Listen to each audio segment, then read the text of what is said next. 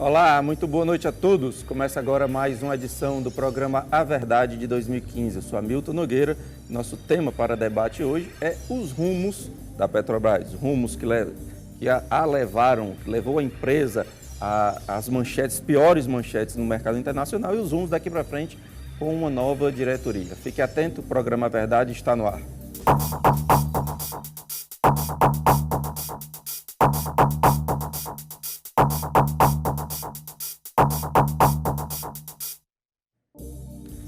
Olá, estamos no ar. Lembrando sempre, você participa por meio do telefone 3486-1721 ou Twitter Hamilton Nog. Participe ao vivo nesta terça-feira.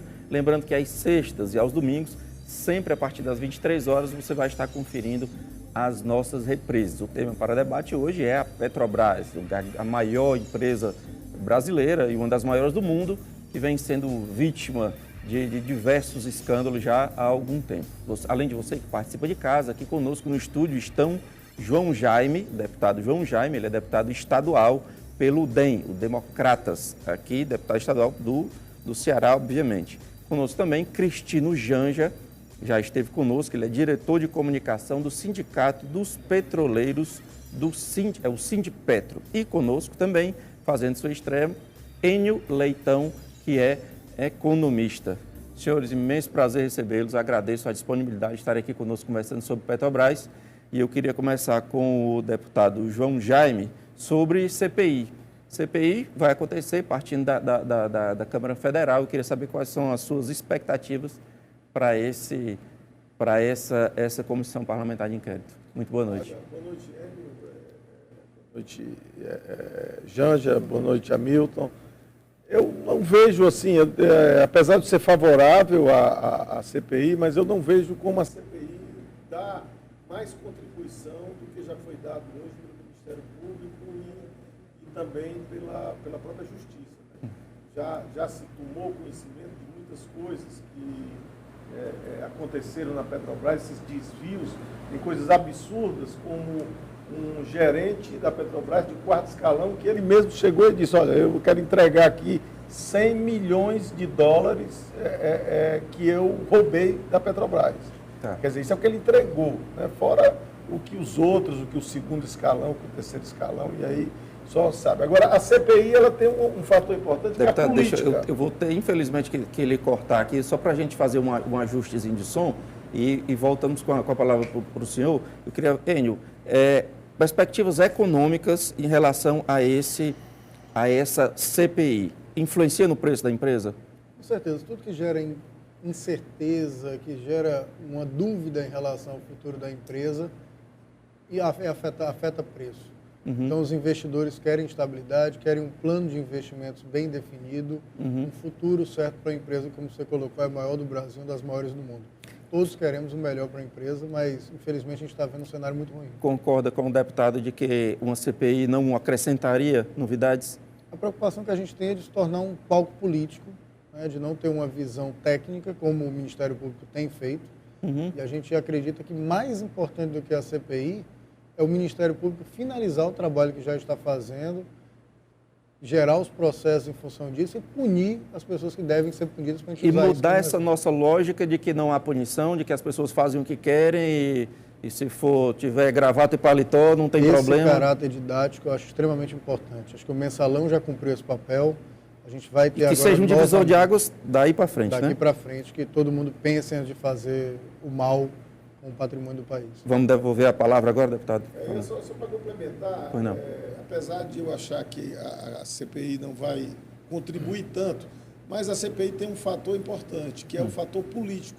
Você tem o jurídico, que está no campo jurídico, já está muito adiantado essa questão, mas o Poder Legislativo, quando ele investiga, ele torna isso, apesar de ter o risco de politizar, mas é importante que politize também, é importante que seja questionado pelo lado político, porque, diferentemente da Justiça, que tem normas que podem uma prova ser anulada, não porque o mérito daquela prova não é verdadeiro, mas porque foi colhida de uma forma tecnicamente errada. Passou de um prazo. Passou de um prazo ou alguma coisa assim. Já na investigação de uma CPI, não. Você investiga politicamente. E a população tem muito mais acesso ao poder legislativo, que é o poder dos três poderes, é o poder hoje mais aberto e que tem mais participação, que a sociedade mais participe e toma conhecimento das suas ações. O senhor está falando em acesso e tomar conhecimento, eu ia justamente ressaltar esse caráter do expositivo, porque a justiça tem os seus meandros de não exposição em alguns momentos e o legislativo é para falar mesmo. Exatamente. Então, você joga na mídia para... O próprio juiz, Sérgio Moro, ele vem adotando uma postura que eu acho correta, né? Que um magistrado ele só deve se manifestar nos autos. Você não viu uma entrevista desse juiz até agora. Verdade. Uma palavra, um comentário, ele se manifesta nos autos. Então, essa é uma característica do Poder Judiciário, se manifestar somente nos autos. Já o Poder Legislativo, não. O Poder Legislativo, ele se manifesta através da tribuna, através da palavra, através do debate. Então, por isso que, apesar da CPI, ela já ser a segunda CPI, já ter sido desgastada na primeira, porque o governo fez tudo para que essa CPI não desse nada, ela já começa com esse defeito, mas ela poderá tornar público muitas coisas que o Poder Judiciário não pode colocar por conta das limitações que ela tem técnicas e judiciais. Janja, muito boa noite, prazer recebê-lo. Qual é o sentimento dos empregados da Petrobras? Como é que está lá dentro? Com relação à investigação, o nosso sentimento, inclusive oficial, é como o do Enio aqui, né? A nossa expectativa é que a investigação chegue aos culpados de corrupção, que a punição seja exemplar, tá entendendo? E que tudo isso traga um ensinamento que possibilite a empresa se tornar uma empresa mais transparente. Eu acho que, com relação a isso, o problema que hoje afeta a companhia em termos de desvalorização no mercado de ações, que é um mercado muito volátil, ele vem a conferir credibilidade. E a empresa, com certeza, vai se recuperar. Está entendendo? Então, essa é a nossa expectativa, de que realmente a justiça seja feita. Agora, nós nos preocupamos também com o conteúdo nacional envolvido em toda essa investigação.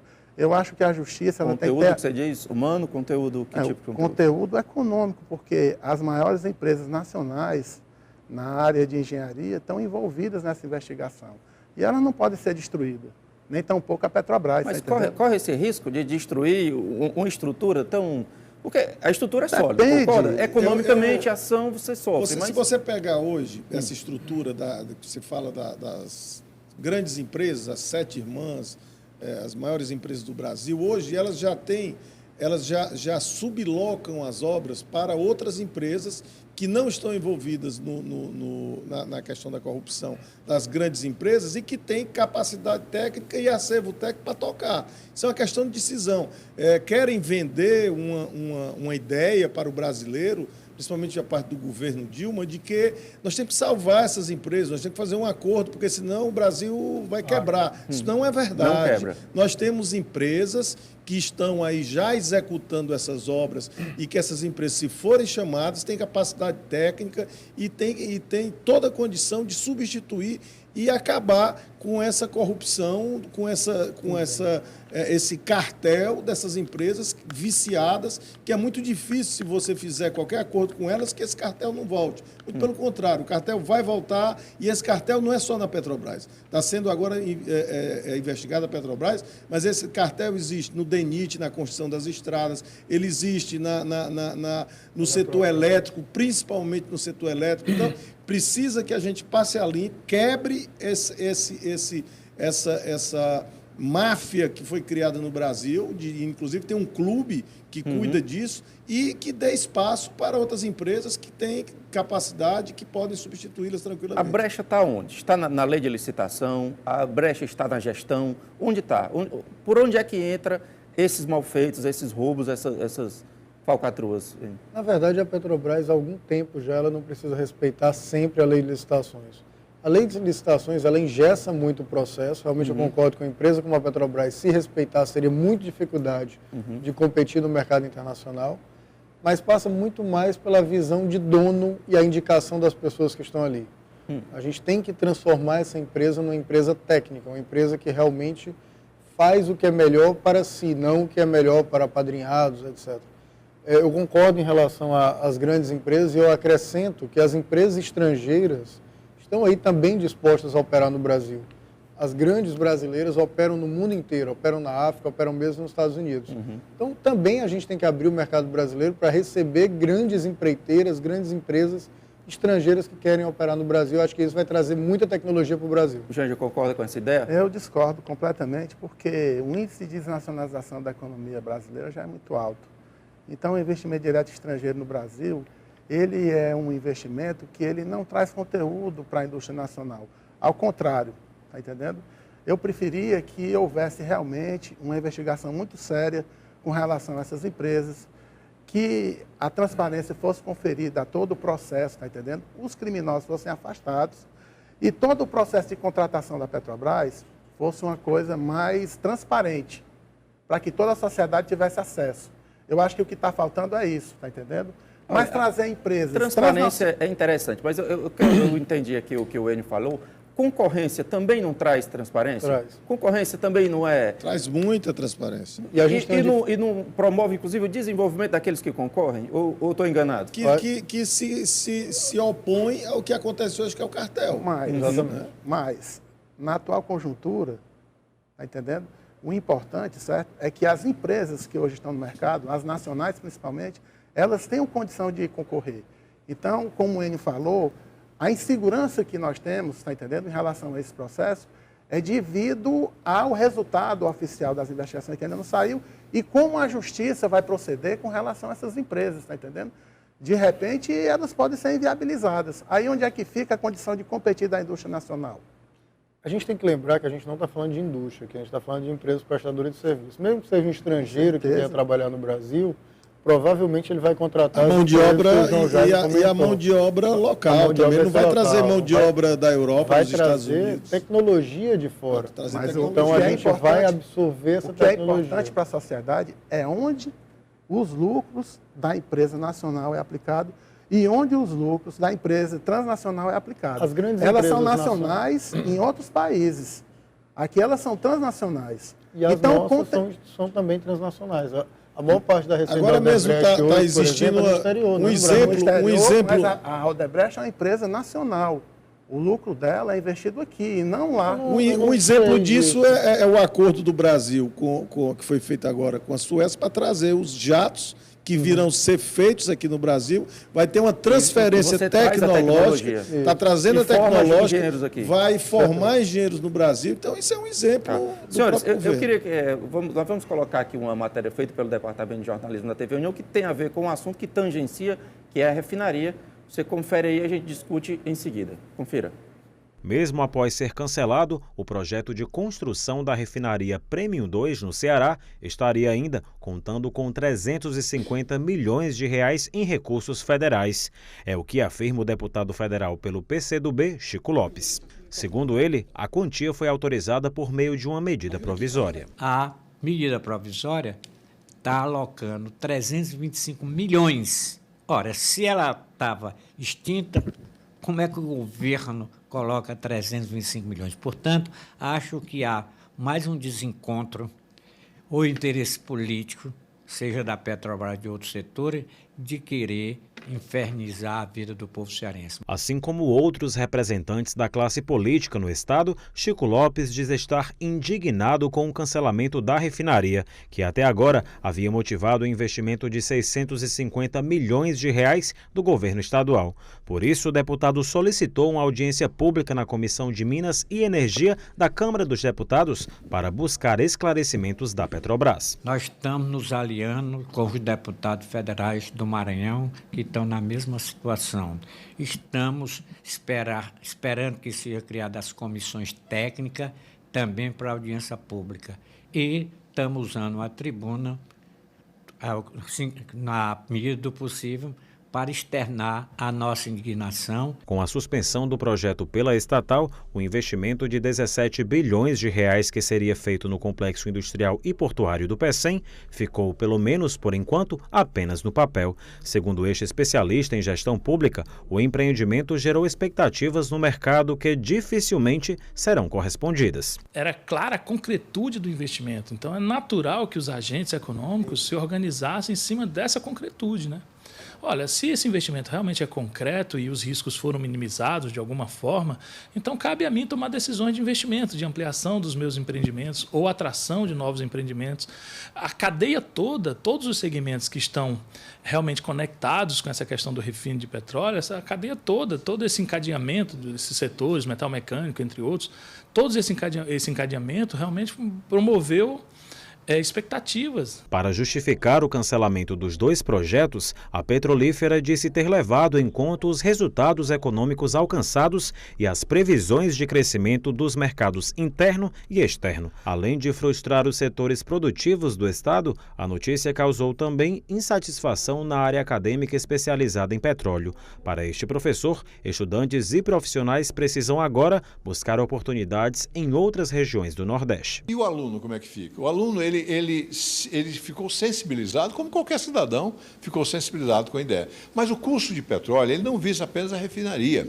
Ele visa a perfuração de poços, ele visa a parte de distribuição de produtos, ele visa a parte de gás, ele visa a parte de refino também, que existe. Se você vai em Macaé, você tem milhares de empresas de petróleo querendo gente para trabalhar. É escandaloso isso. Eu acho que nós estamos vivendo aí um exemplo de o ápice da desorganização, o ápice da irresponsabilidade, não tem outro termo. Foi a coisa pública, a gestão pública foi tratada de uma forma completamente irresponsável. Ok. Bom, eu queria só registrar que a gente convidou aqui para o debate o presidente estadual e municipal do Partido dos Trabalhadores, governo estadual e federal, portanto, Assis Diniz, e deputado Eumano Freitas.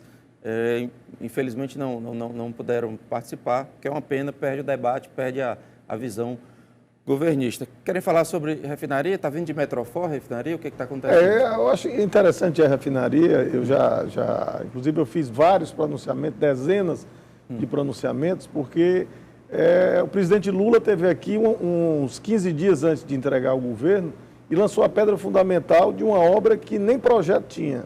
E a partir daí eu comecei a me deter a ler os planos quadrienais de investimento da Petrobras.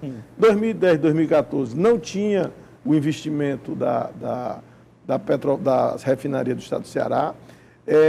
2014, 2018 não tinha investimento. Quando eu falo em investimento... Ou seja, nunca foi levado a sério. Quando eu falo investimento, é investimento em obras. O que é que tinha? Chegava em 4 em 4 anos, época de eleição, a Petrobras era pressionada pelo governo federal, ou pelo presidente Lula, ou pela presidente Dilma, para fazer alguma coisa.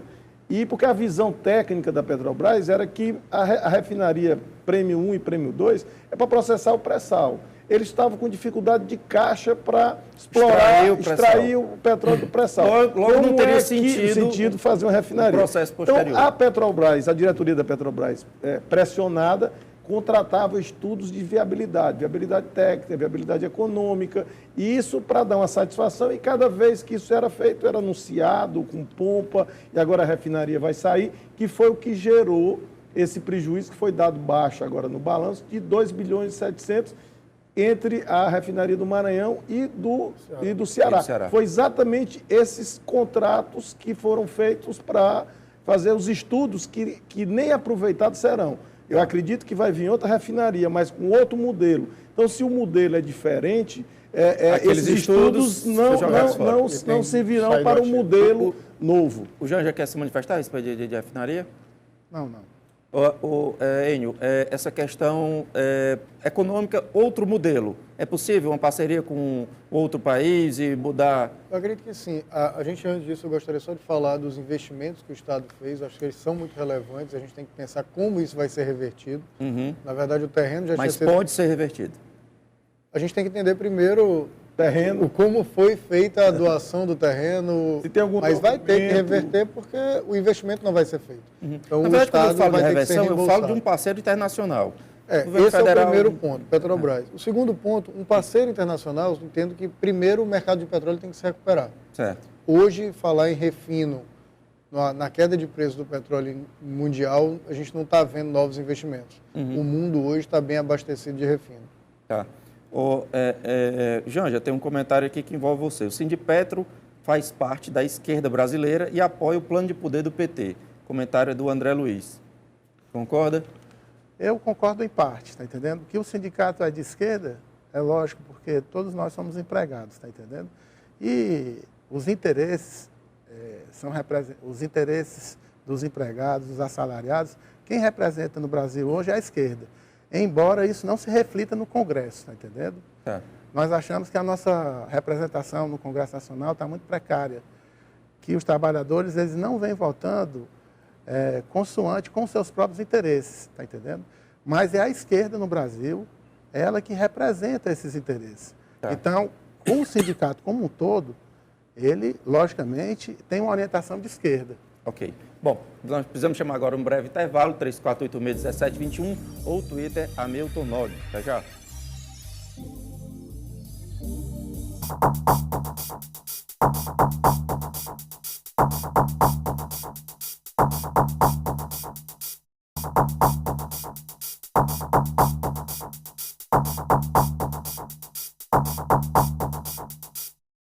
Olá, estamos de volta, segundo bloco do programa Verdade de hoje, falando sobre os rumos da Petrobras. Você participa, 3486-1721, ou Twitter, Hamilton Nog. Participe ao vivo nesta terça-feira, lembrando que às sextas e aos domingos, sempre a partir das 23 horas, você vai estar conferindo as nossas reprises. Além de você que participa de casa, aqui conosco no estúdio estão João Jaime, o deputado João Jaime é deputado estadual pelo DEM, o Democratas do Ceará.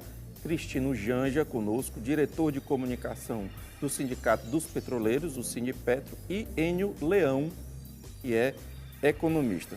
Senhores, a gente sempre tem essas conversas de gestão e tal, a gente demoniza a história da indicação política e fala sempre de cargos e carreiras, cargos a partir de carreiras e tal, e concursados.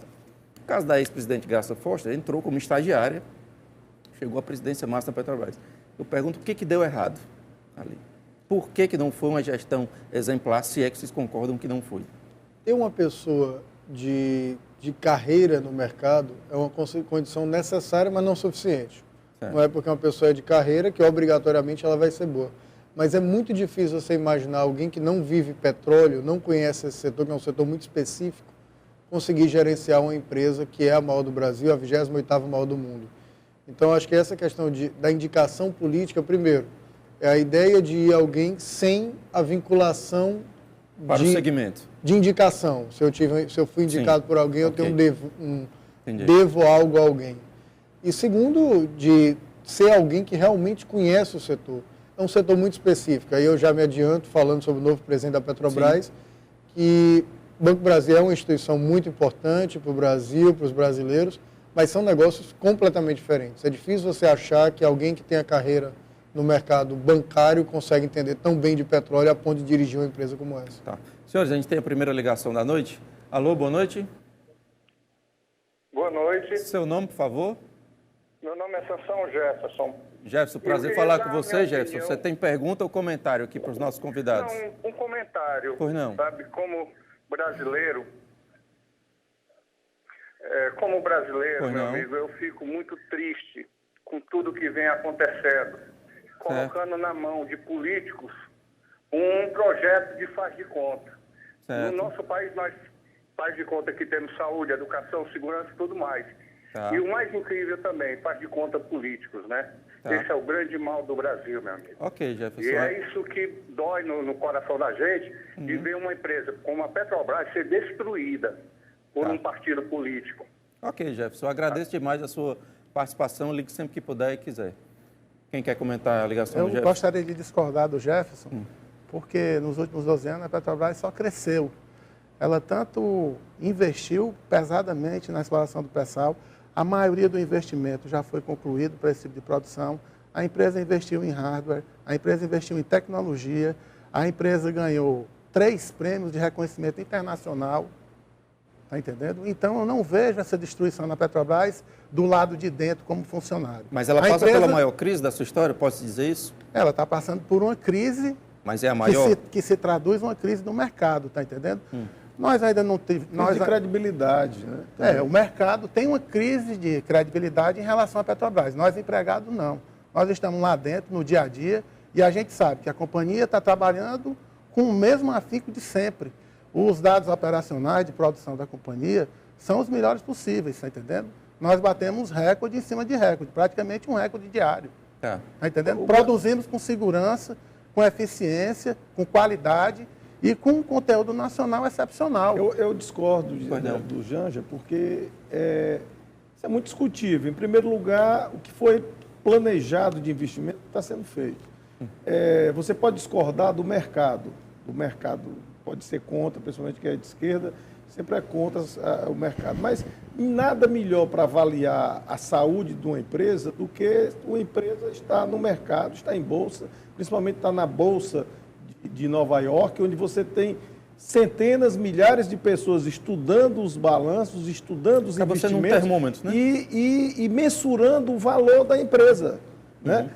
Nada é mais, vamos dizer assim, analisado ou Dá um retrato mensurado do que quem está na Bolsa. Quem está na Bolsa. Então, esse mercado, ele está dizendo que a Petrobras está afundando.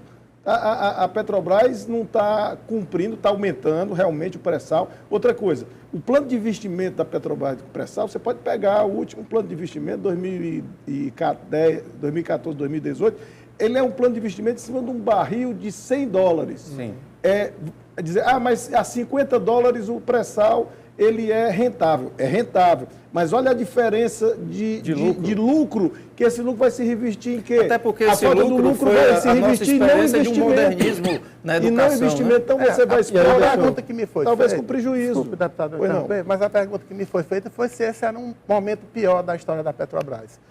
Olha, os anos 80 e 90 foram os piores momentos para nós empregados na história da Petrobras. A Petrobras, ela passou por um sucateamento, uma redução de tamanho, certo?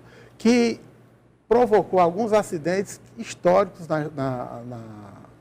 no Brasil, em termos de contaminação, em termos de afundamento de plataforma e tudo. Está falando da P36. A Petrobras transferiu ativos para empresas transnacionais, como a Repsol, por exemplo, e também ocorreu de as nossas unidades serem desmembradas em unidade de negócio.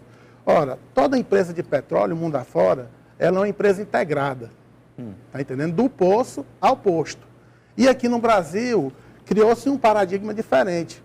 Quando o governo, o FHC, ele quis mudar o nome da empresa de Petrobras para Petrobras, existia uma ideia de desvincular, tá entendendo? O amor que o brasileiro tem, o nacionalismo, pela empresa, porque o plano era vender.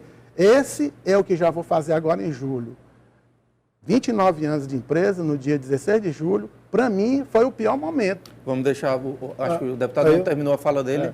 Não, eu pegando o gancho da questão da privatização, eu acho que a Petrobras está privatizada agora. Certo. Nós precisamos reestatizar a Petrobras, porque você tem uma empresa a serviço de partidos políticos, a serviço de um governo que já tem provas aí suficientes que mostram o tamanho do rombo, porque não é só a questão da corrupção, que roubaram, é a questão do prejuízo. Você tem duas refinarias que elas hoje, ditas pelos próprios diretores que estão depondo, que na hora que botar para funcionar a Abreu Lima, se conseguirem botar para funcionar, ela já entra no prejuízo, porque ela custou tão caro que ela nunca vai ser rentável. Super valorizado sempre. Agora, então vamos feliz agora, se eu puder me manifestar com a posição do deputado João Jane, que não existe momento melhor realmente para o governo readquirir. Mas eu acho que há viés diferente aqui, porque você fala em reestatizar comprando ações uma vez que elas estão reestatizar tirando da mão do que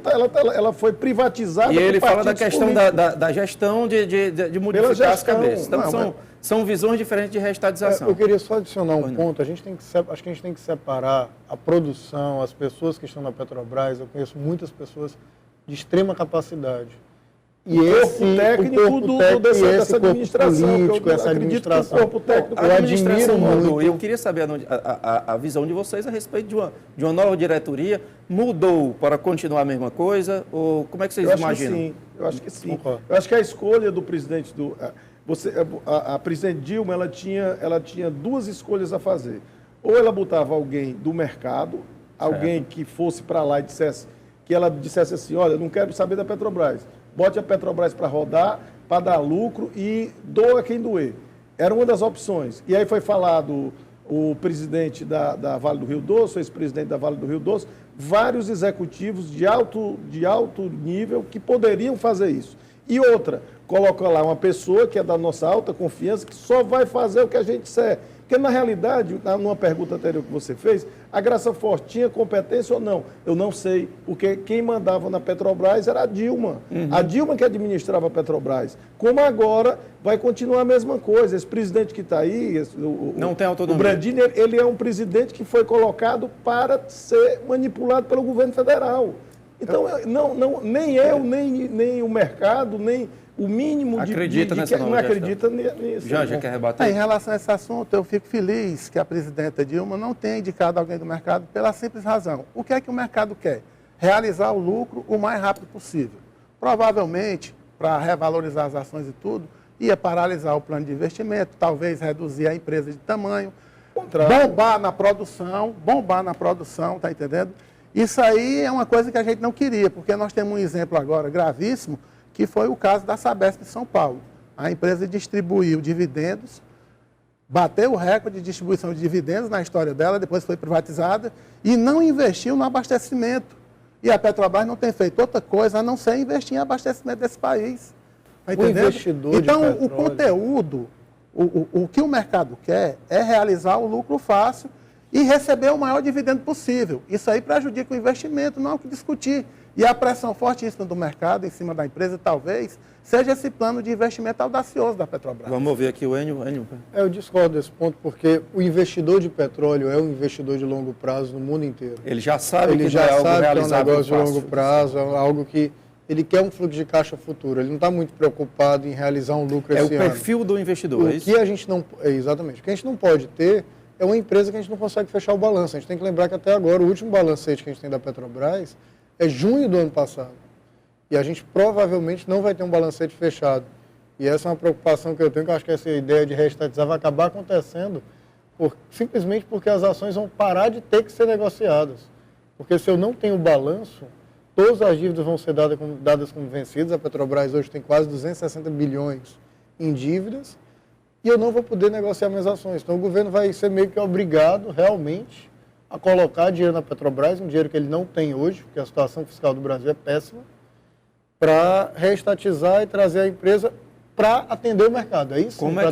Como é que a governança poderia... O que poderia melhorar em termos de governança para dar tranquilidade? E eu não digo nem ao mercado, mas eu digo à população brasileira que não quer ver mais tanto escândalo.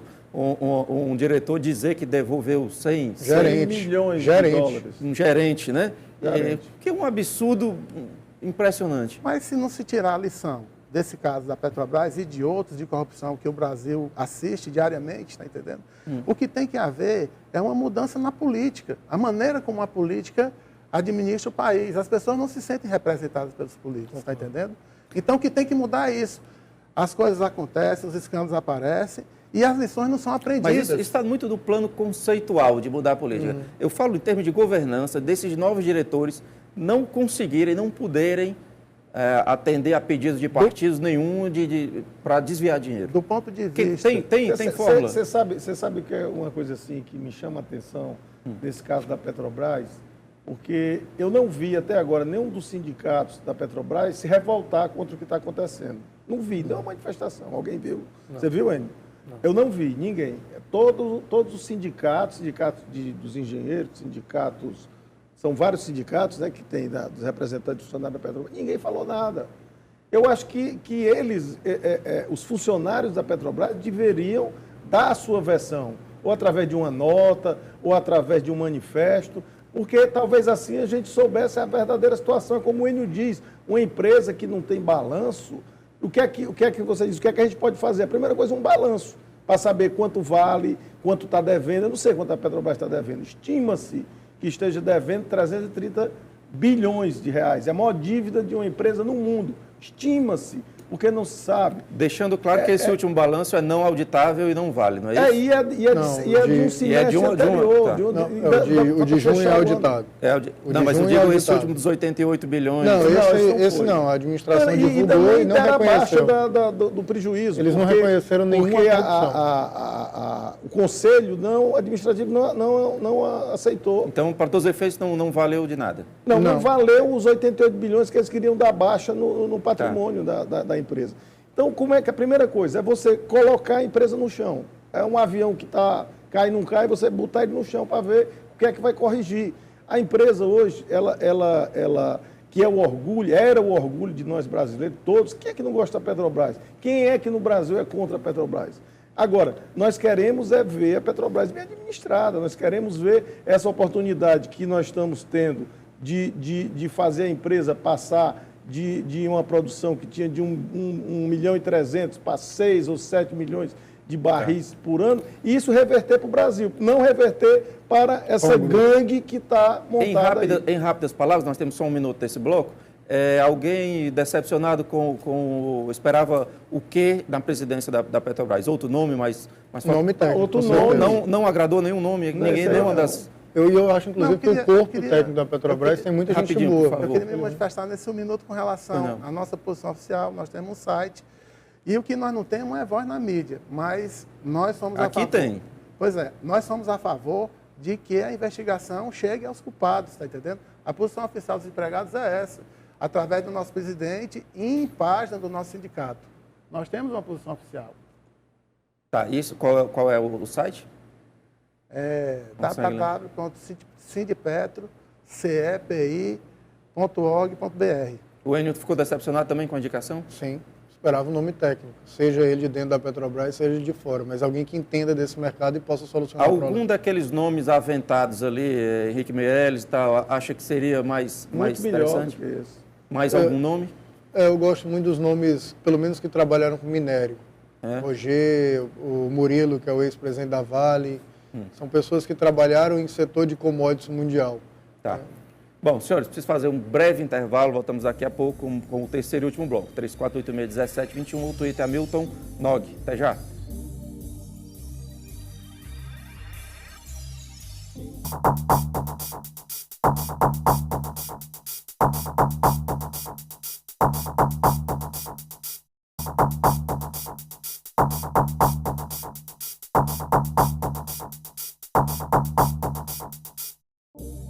Olá, estamos de volta, terceiro e último bloco do programa Verdade de hoje, falando sobre os rumos da Petrobras, rumos que levou a empresa até as manchetes internacionais, todas desfavoráveis, e rumos daqui para frente com a nova diretoria e uma CPI. Você participa, 3486-1721 ou Twitter Hamilton Nog.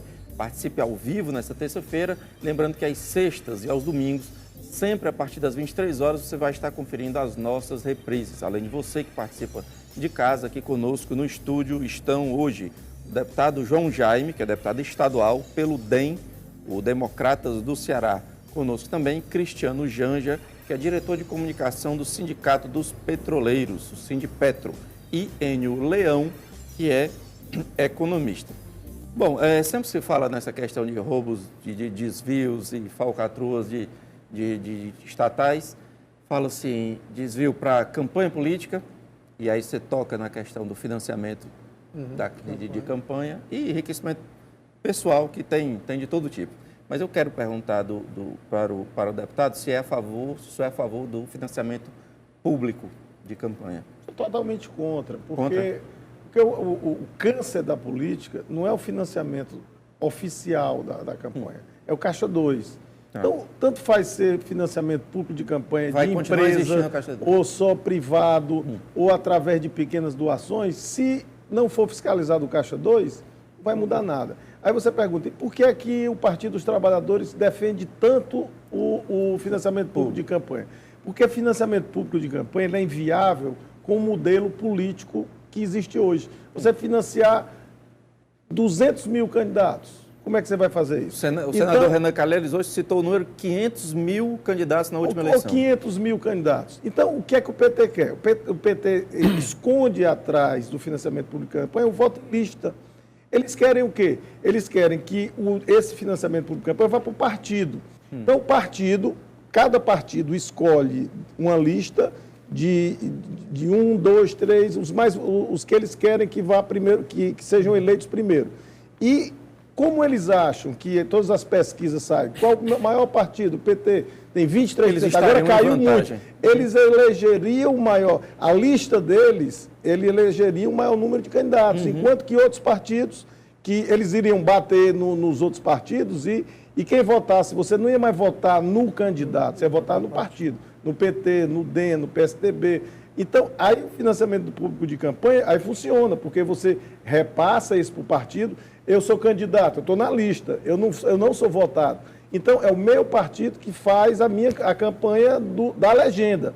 Certo. Se o meu número lá, se o meu partido botar eu no primeiro ou no segundo, e o partido eleger 2, eu entro, senão eu não entro. Mas o eleitor, então, é tirar o que o PT quer, é tirar da mão do eleitor o direito do eleitor de escolher o seu candidato, a pessoa, e escolher o partido, e a partir daí dominar. Quer dizer, isso é um disfarce que não vai passar, porque já está vindo a público isso aí, e nos debates que já estão acontecendo, já está caindo a máscara que o que o PT quer é tirar o direito da população de escolher as pessoas, os seus candidatos. Enio, isso é impraticável de fato, 500 mil candidatos? É impraticável, mas eu não vejo problema desde que nós não temos que pagar essa conta. Concordo que tem que haver muito mais fiscalização, tem que acabar com esse dinheiro por fora, que ele claramente tem um objetivo de depois indicar essas pessoas, de ter algum benefício próprio. Então, a gente tem que mudar esse modelo. Agora, eu não acho que a raiz do problema está aí. É a mesma forma de falar sobre reforma de campanha, reforma política. Sempre que tem uma crise, fala-se em reforma política. O que é, afinal, essa reforma política? Quais são os pontos, né? E o que a gente avança? Bom, o que está sendo, pelo menos, dito é o fim da reeleição, não sei se vocês concordam com ela. Está sendo dito o financiamento misto, é o que está sendo mais falado. Voto distrital misto. Voto distrital misto, mas eu falo do financiamento público e privado, né, com um teto para o privado. E acredito que mais? Fim da reeleição, já citei. Não tem sistema de governo, o voto distrital ou distritão. Quer dizer, eu sou a favor do voto do distritão, que é distritão. Você pega, há distorções que é o voto de legenda, gerou distorções. Como? Você teve o Enéas, que já morreu, foi candidato a presidente, ele tirou 1.500.000 votos. Então, como a legenda dele fez 5 deputados, ele elegeu um deputado que tirou 250 votos. Você tem hoje na Assembleia Legislativa do Estado do Ceará deputados que tiraram 40.000 votos, que são suplentes, e você tem deputados com 22.000 votos que foram eleitos. Isso é uma então, aberração. Isso vai contra a Constituição, que diz que as casas legislativas são a representação da população, que dessa forma não é. O que é que acontece? A Constituição preparou uma Constituição de 88, ela criou, nesse ponto, um monstrengo. Ela é parlamentarista, ela preparou para leis parlamentaristas, e quando veio o plebiscito, a população escolheu o presidencialismo. Então, você tem um presidencialismo parlamentarista. Então, o que precisa haver é o seguinte: são 46 deputados estaduais, os 46 mais votados, independente de partido, seriam eleitos. É o mais justo. São 22 federais, os 22 federais seriam eleitos os mais votados. Você não precisava ter um candidato com 200.000 votos que puxa outros que tiraram 20.000 votos, em detrimento de quem tirou 40. A população quis eleger foi aquele de 40. E deu 2 vezes a votação do outro que foi eleito com 20. No qual é o risco daquele candidato celebridade, aquele que o pessoal vota porque é muito conhecido? Esse celebridade é que faz essa distorção. Como porque ele puxa mais gente para dentro. Ele puxa mais gente. O Tiririca puxou aquele mentor, puxou vários deputados, ele se coligou com o PT e puxou vários deputados do PT que tiraram 30.000 votos, 40.000 votos. Foram na onda do João já quer se manifestar a esse respeito? Não, eu me manifesto contra o financiamento privado de campanha, porque... Contra o financiamento privado? Contra o financiamento privado. Então seria 100% público, na sua opinião? Na minha opinião, seria 100% público, mas é lógico que com o sistema, da forma como ele está organizado, realmente isso não seria possível. Daí a necessidade da reforma política, está entendendo? Existe realmente essa necessidade. Para ter um voto em lista, no caso. Agora, para eu concluir, quando você tem esse sistema de votação, tanto pela doação legal como o Caixa 2, está entendendo? Você deslegitima o processo, porque não existe almoço grátis, está entendendo? O Congresso fica subordinado a interesses corporativos. A política fica subordinada a interesses corporativos. E o povo já vem dando sinais de cansaço com esse sistema, porque ele elege, ele participa de uma eleição para legitimar praticamente uma fraude, ele não se sente representado. Tinha outro ponto também aventado nessa reforma, que deve se começar em março, que é o voto deixar de ser voto obrigatório, para ser voto facultativo. Ajuda isso? Eu acho que o brasileiro não está preparado ainda para o voto, para abrir o voto, porque o eleitorado vai ficar mais manipulável. Quer dizer, é um avanço, mas você pega grotões do interior, onde ainda tem muita influência política, você vai convencer a votar e convencer a não votar. Então, isso é um risco que é um modernismo, é moderno, as maiores democracias não são obrigatórios, mas para o amadurecimento político da democracia brasileira, no meu modo de ver, isso ainda não comporta, porque pode gerar uma distorção muito grande, principalmente no Nordeste. O Enio concorda? Eu concordo, e mesmo as economias mais desenvolvidas, elas sofrem muito. Você concorda que não dá certo o voto facultativo? Não dá certo. Manter o obrigatório. Porque você daria mais força para cada voto que efetivamente fosse votar. Então, você criaria uma distorção desses votos de cabresto. Mesmo as economias mais avançadas, os Estados Unidos é um exemplo, tem muito problema com isso. Nos Estados Unidos, em eleições minoritárias, as eleições de Congresso, 28% da população vai votar. E aí o peso de determinados grupos é muito forte. Na eleição do Bush, a gente teve uma presença muito forte da igreja. A igreja votou muito forte. Então, o peso que esse grupo teve só em convencer o povo a votar. Gerou um resultado muito bom para ele. Janja. Concordo também que nós não estamos preparados ainda para o voto livre, está entendendo? O brasileiro ele tem que se educar politicamente para ele fazer valer os seus interesses junto aos políticos. A nossa democracia é representativa e as pessoas não se dão conta disso. Elas vão para a urna sem saber quais são os próprios interesses com a política. Elas votam, dão um cheque em branco e ficam esperando até a próxima eleição o que vai acontecer. Então, eu não concordo com o voto livre ainda. Eu acho que a gente tem que trabalhar muito o eleitorado para que ele amadureça politicamente. A gente falou em questão de gestão, de governança. No entanto, o próximo presidente, aliás, o atual presidente, já é eleito lá pelo Conselho da Petrobras, vai ter que ter um trânsito político, porque vai enfrentar uma CPI. E aí eu queria saber de vocês do perfil desse presidente para enfrentar o problema político que seria uma CPI. Eu acho que a posição dele é confortável. Quando você vai para uma CPI sem ter participado do problema, ele vai muito mais passar as informações que ele pode ter visto, mas ele não tem grande compromisso, porque ele não estava dentro da instituição naquele momento. Então, eu acho que esse não é o maior problema que ele tem para enfrentar. Não precisa ser um grande gerenciador de crise. Não, ele vai enfrentar várias crises, inúmeras, sejam políticas, sejam financeiras. Já está dentro da crise. Já está dentro. Mas ele não vai ser um ator. Ninguém vai poder questioná-lo de algum desvio que tenha acontecido no passado. Ele vai ter uma escusa muito fácil. Eu não participava, nem era da empresa. Eu acho que o papel dele vai ser importante no sentido de que aí a gente vai ver qual foi o objetivo dele ter sido escolhido, se ele vai facilitar ou se ele vai dificultar. Nós tivemos na outra CPI, que foi uma farsa, um combinemos onde a diretoria da Petrobras treinava os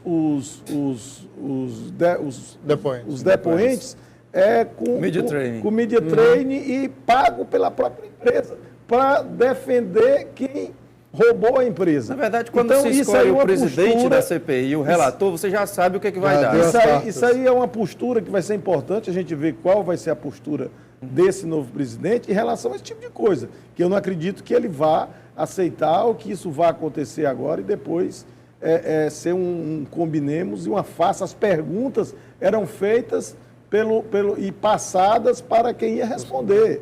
As perguntas e respostas já eram feitas. Então, nós vivemos uma farsa. Eu não levo muita fé nessa CPI, porque o governo vai ter ampla maioria, é a oposição que criou, mas o governo vai ter ampla maioria e tem o poder de manipular. Porém, como agora o momento é diferente, pode ser que torne público muitas coisas que estão nesse processo que a gente ainda não sabe. A Lava Jato vai tangenciar esse processo? Eu acho que sim, eu acho que nós temos aí um juiz muito sério, como eu falei aqui no início do programa, ele é um juiz que ele só se manifesta nos autos. A gente vê que é o papel do judiciário, se manifestar nos autos, né? Enquanto o legislativo tem uma postura, o executivo tem outra, mas a gente vê desembargadores, juízes e até ministros do Supremo que querem ser vedetes, dar opiniões sobre processos, sobre temas que vão ser julgados pelo próprio Supremo, enquanto que ele, o papel dele é se manifestar nos autos, ele vai ser o julgador, então ele não pode antecipar, nem pode querer que a opinião dele vá formar outras opiniões. O Janja se preocupa que a Petrobras que a mídia estaria passando uma imagem de que a Petrobras é algoz ao invés de vítima. Você tem realmente esse medo? A gente tem... Não é medo. É a impressão que nós temos, é a percepção que nós temos, está entendendo? Que a empresa está sob ataque cerrado. Por causa Mas esse ataque não é justamente para protegê-la de pessoas que estão confessadamente... A Petrobras é uma vítima, claramente uma vítima que todos nós queremos resgatar. Eu acho que ninguém, e vocês principalmente. Essa é a nossa impressão. Nós somos vítimas de corrupção, está entendendo? E a impressão do corpo técnico da empresa é essa. A nossa expectativa com as investigações é que haja um aprendizado, que a empresa amadureça na sua governança e que instrumentos de gestão e de transparência sejam criados para que no futuro jamais a gente passe por um processo dessa natureza. Que instrumentos é que faltam, Enio, e que poderiam ser implantados para ajudar nesse processo? Cabe uma discussão longa aqui, mas... Primeiro o código de ética, que estão começando a fazer agora. Ontem eu vi uma divulgação a esse respeito. Não havia também a diretoria. E esse código de ética tem poder de quê? De demissão? Tem poder de quê? O código de ética é um código de procedimentos que você vai se reger por ele. O que é ético, o que não é ético. É ético um diretor da Petrobras receber um carro de prêmio? Ou receber um prêmio, um relógio de ouro, um Rolex de ouro? Então, são procedimentos que estão no código que vão nortear as atitudes, não só da diretoria, que pode depor contra, por exemplo, pode ser usado como mecanismo jurídico contra um eventual delito? Sim, a punição administrativa, em primeiro lugar, e dependendo do caso, até jurídica. Eu queria me manifestar em relação a isso. Eu acho que realmente é grave você aceitar presente de pessoas interessadas na companhia. Mas isso é uma prática na política nacional. Nós temos um processo de impeachment arquivado pelo José Sarney contra o ministro Gilmar Mendes pelas relações dele com determinado advogado que tem interesse nas decisões do Supremo Tribunal Federal. Quer dizer, é um absurdo. Recentemente, 2 gravações foram divulgadas de 2 personalidades da República em relação a um governador que foi apanhado pela Polícia Federal. Quer dizer, o Brasil todinho, a política, os 3 poderes precisam amadurecer em relação a isso. Parece que faz parte da cultura nacional esse tipo de coisa. Eu acho que faz. Então é muito triste para nós que estamos aqui na base da pirâmide assistir a esse espetáculo, tá entendendo? De maneira nenhuma. Para todos nós que somos brasileiros, de maneira nenhuma a gente concorda com esse tipo de sério e diferente. Então, segundo o Enio, são algumas iniciativas fáceis. Poderiam ser tomadas a princípio, pelo menos. Tem um início aí que tem que ser feito muito claro, como a gente comentou, ter um balanço, começar a criar regras mais claras, inclusive em relação à ética. Mas aí entra uma discussão muito maior de o modelo da Petrobras, qual é o tamanho que a Petrobras tem que ter. Em linhas gerais, é uma empresa transparente? Uma empresa de petróleo, ela raramente é transparente, porque é um negócio tão específico. Se eu mostrar para você aqui a carta convite de uma plataforma de petróleo e disser que é 100 milhões, 1 bilhão ou 10 bilhões, a exceção do Janja aqui, eu acho que ninguém vai ter capacidade de avaliar, porque é algo muito específico. Tá. Senhores, a gente está chegando ao final, temos 1 minuto e meio, queria garantir tradicionais 30 segundos para cada um, livres, democráticos e abertos para quaisquer temas que os senhores quiserem. Enio, por favor, 30 segundos. O que eu quero dizer só que acho que todos nós aqui temos o mesmo objetivo, acho que o objetivo é fazer o Brasil um país sério, passar por essa etapa. A nossa democracia ainda é nova, eu acho que ela tem muito para amadurecer. Eu sou muito otimista e eu ainda sigo acreditando, viu? Eu já fui mais. Já foi mais? Já fui mais, ainda sou, mas já fui mais. E acho que todos nós queremos a mesma forma. Temos posições diferentes em alguns pontos, mas o objetivo é o mesmo, é tornar o Brasil um país sério para que ele no futuro seja realmente um bom lugar para viver. Janja, por favor. Da mesma forma, eu concordo em número general com o Enio. A nossa perspectiva, a nossa percepção é de que as coisas podem melhorar se as pessoas tiverem a correta visão do Brasil, da política, da sociedade como um todo. É preciso que, como se entende de futebol, hoje se entenda também de política, para poder a participação aumentar e a democracia ela ganhar legitimidade, está entendendo? Não pode a pessoa se dirigir para uma urna como um boi vai para o abate. Então, a educação política no Brasil é muito precária. E as paixões também, está entendendo? Muita gente chega e diz partido A, partido B, partido C, e não é capaz de identificar onde está esse partido no espectro político. Ok.